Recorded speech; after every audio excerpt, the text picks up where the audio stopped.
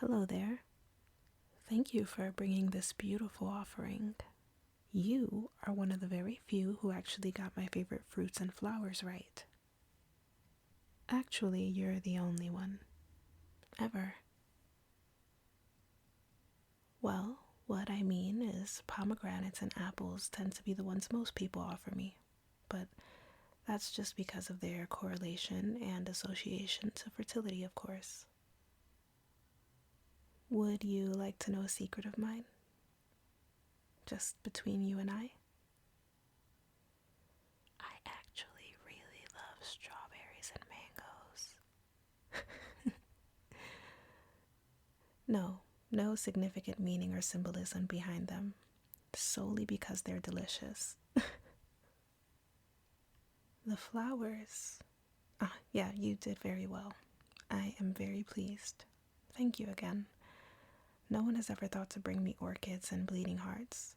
They are my favorites, but I guess it's easier to associate me with red roses and red anemones, if you are well versed in the history of my love life, that is. No, there's nothing wrong with them. They are perfect. They're all beautiful. I just get them so often they lose their significance. Especially since they're everyone's go-to gift when I come to mind. No one puts in-depth thought into what they offer me. No one really knows the goddess behind the myths and Wikipedia facts.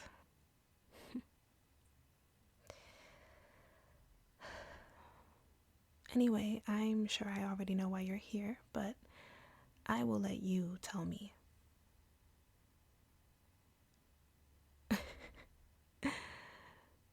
Who put you up to this? Was it Eris or Loki? Maybe one of the other troublemakers, if not them. You don't know who they are? Really? Forgive me for saying so, but that's hard to believe. Well, to make a long story short, they both like to cause quite a bit of trouble and chaos. They can be quite the tricksters when it comes to finding ways in which to amuse themselves. It's very chaotic with them. So if not them, if not Eris or Loki, who sent you? I apologize. I am not the trusting type. I am inclined to not believe you're here solely for my company, and still you say you want nothing but that. It's just a little suspicious. I'm sorry, I don't wish to mock or offend you. I'm just confused. Well, no offense, but the people who make me an offering or call upon my name always desire something. Aren't you here to ask for love? If not love, then maybe prosperity, or more beauty, fertility, perhaps sensual appeal. What could you possibly want with just my company when I have so much you could benefit from?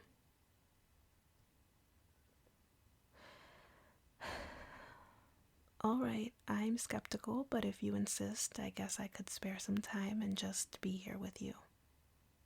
But please stop avoiding eye contact. You don't need to bow to me any longer than you already have.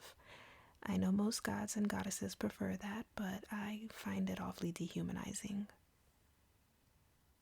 Please, come here and sit beside me.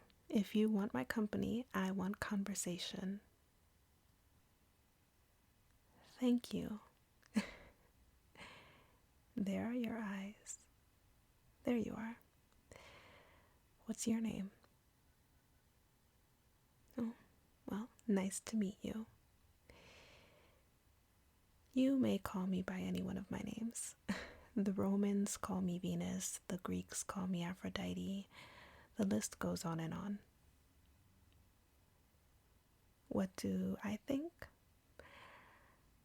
I just like to think of myself as all that is good. At least my intentions always are. What becomes of them after is not always within my control. In fact, it's usually not in my control.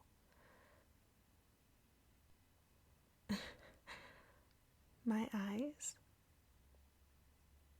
Really? You think so?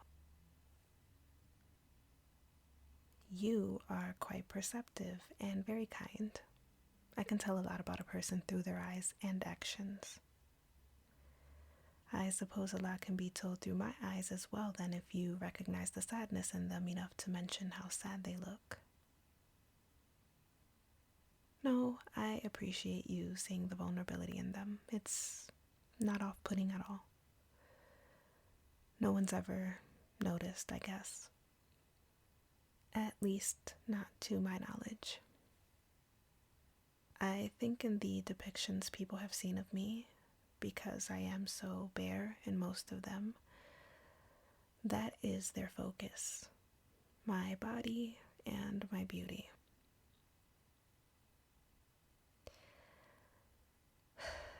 You ask difficult questions. I don't know.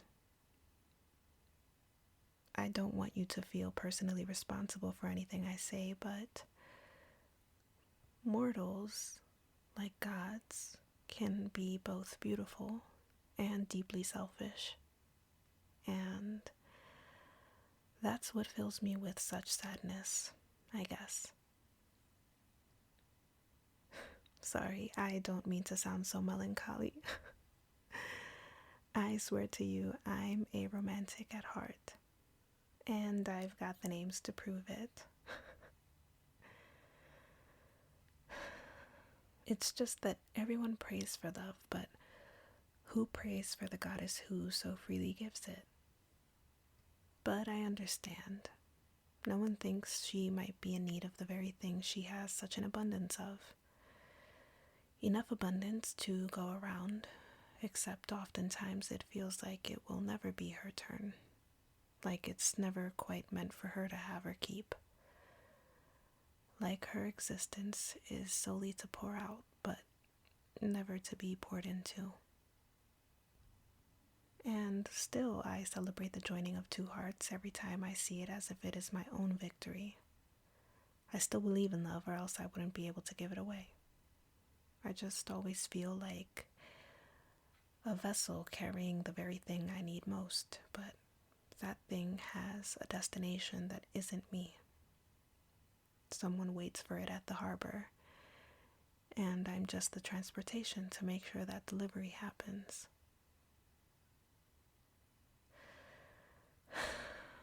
I'm not exactly sure how that makes me feel. Maybe used, or maybe useless. Sometimes I feel wanted, but only for what I have to offer. For the love, the abundance, the beauty, sensuality. Don't get me wrong, they're all lovely things to possess, and I'm well aware there are worse traits to be known for, but when people can't move past those traits, it makes you feel a bit too deep for such a shallow world. I question my purpose and existence just as much as anyone else, maybe more, because I am a goddess and have lived so many lives for so many centuries. I always wonder when people's adoration and infatuation with me will expire. Because that's what it is. It's not a personal love, nor is it an unconditional one. It's short-lived passion, intense and present one day, indifferent and fleeting the next. And most times it's self-serving.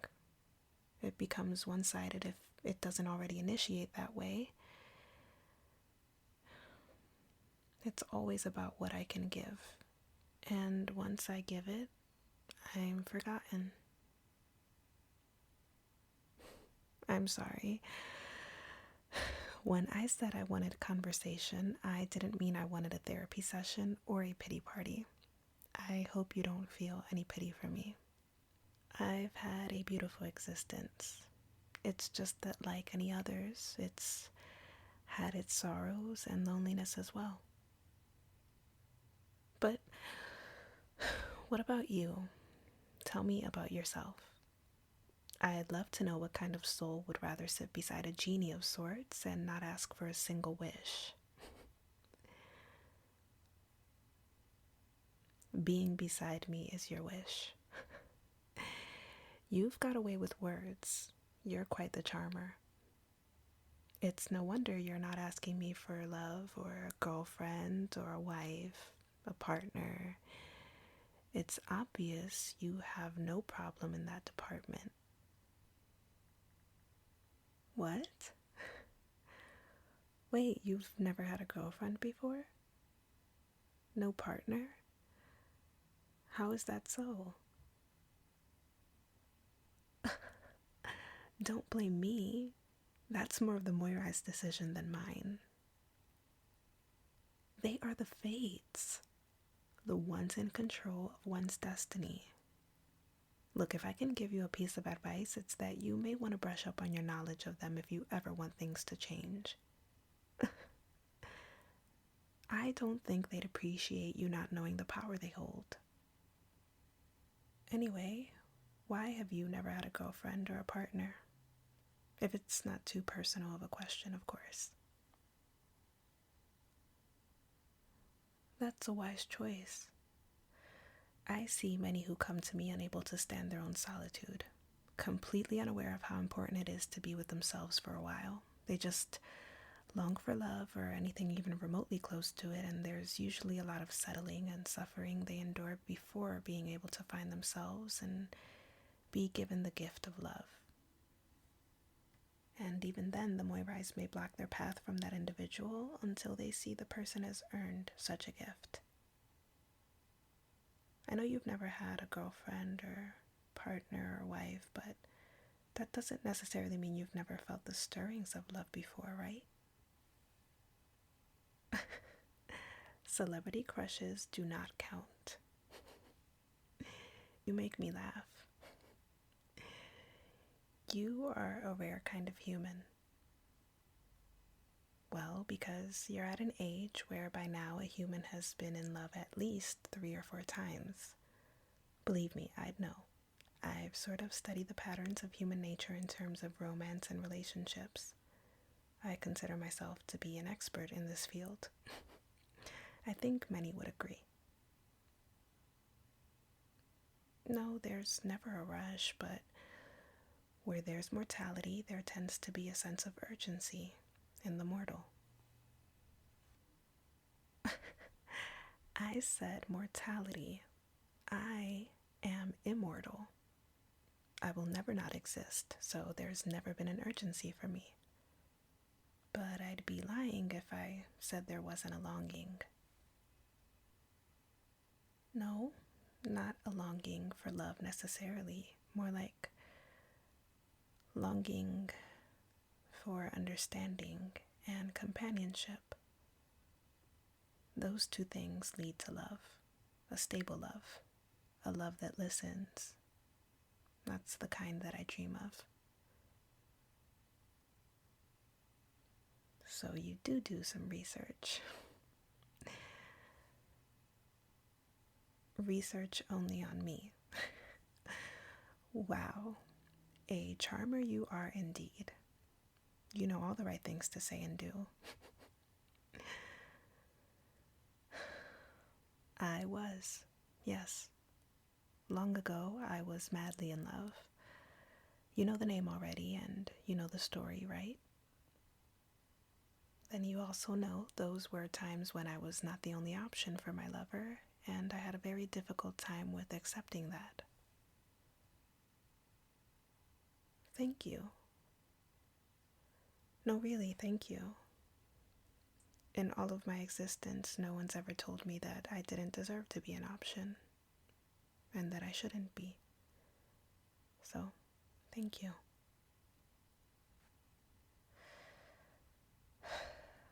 Yes, there is still a sense of care there, although at this point history took its toll on us and we amicably parted ways once and for all. I want more. More out of my existence, more out of a lover. I want to be someone's only love. No competition, no other options. Even if they've had many before me, I don't want there to be any during me or after me. I don't want there to be an after that exists without me at all. I want the world to not care for me in such fleeting ways. I want permanence. I want to matter to someone, to the world, for more than just what I have to offer. What I look like, what I symbolize, what they feel with what I give them when they need it.